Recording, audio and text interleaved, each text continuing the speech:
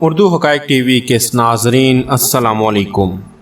آج اس ویڈیو میں ہم آپ کو بتائیں گے پاکستان کی ایک نہایت اور خوبصورت مسجد کے بارے میں۔ ضلع رحیم یار خان کی تحصیل صادق آباد کے مغرب میں بھونگ نامی ایک قصبہ آباد ہے، جس کی وجہ شہرت یہاں موجود وہ شاہکار ہے جسے دیکھنے دور دور سے لوگ آتے ہیں۔ یہ رئیس غازی محمد کی بنائی گئی مسجد بھونگ ہے، جو 50 سال کے عرصے میں تعمیر ہوئی۔ اس مسجد کی تعمیر 1932 میں شروع ہوئی، جب نواب آف بہاولپور کے دوست رئیس غازی محمد نے اپنی محل نما حویلی کے پاس ایک عالی شان مسجد بنوانے کا سوچا۔ رئیس محمد غازی بھونگ کے رئیس اعزازی طور پر ایک مجسٹریٹ اور بہاولپور اسمبلی کے رکن بھی رہے۔ رئیس صاحب کے بارے میں کہا جاتا ہے کہ آپ بہت اللہ لوگ شخص تھے، جن کی زندگی کا مشن عبادت اور ریاضت، سماجی کارکرموں اور مختلف علاقوں میں مساجد کی تعمیر تھا۔ ایک دن وہ اپنے محل کے پاس مسجد میں نماز ادا کر رہے تھے کہ اچانک ان کے ذہن میں یہ خیال آیا کہ میرا گھر اتنا خوبصورت اور شاندار ہے تو پھر اللہ تو اس سے کہیں زیادہ کا حق رکھتا ہے۔ بس یہی سوچ لے کر آپ نے یہاں ایک عالی شان مسجد تعمیر کروانے کا ارادہ کر لیا، جو اس محل سے بھی شاندار ہو۔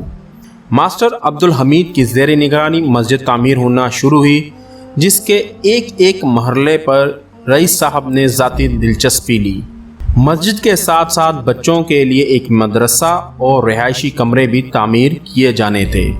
روایت ہے کہ اس مسجد کا کوئی باقاعدہ نقشہ نہیں بنایا گیا، بلکہ ایک خاکہ رئیس غازی محمد کے ذہن میں تھا، جس کے مطابق تعمیر کا آغاز کیا گیا۔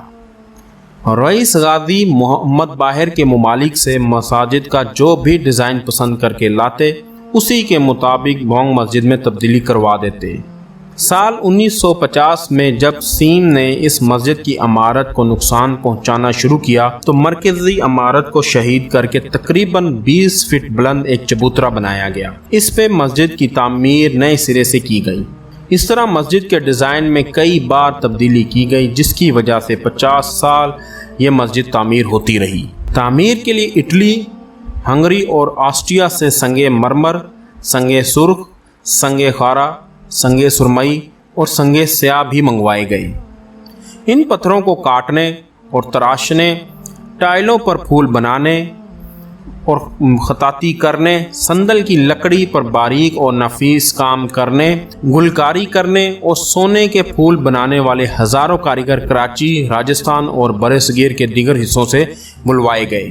کہتے ہیں کہ بہت سے مزدور تو اتنے عمر رسیدہ تھے کہ وہ تعمیر کے دوران ہی چل بسے، لیکن ان کے بیٹوں اور پوتوں نے تعمیر کے کام کو جاری رکھا۔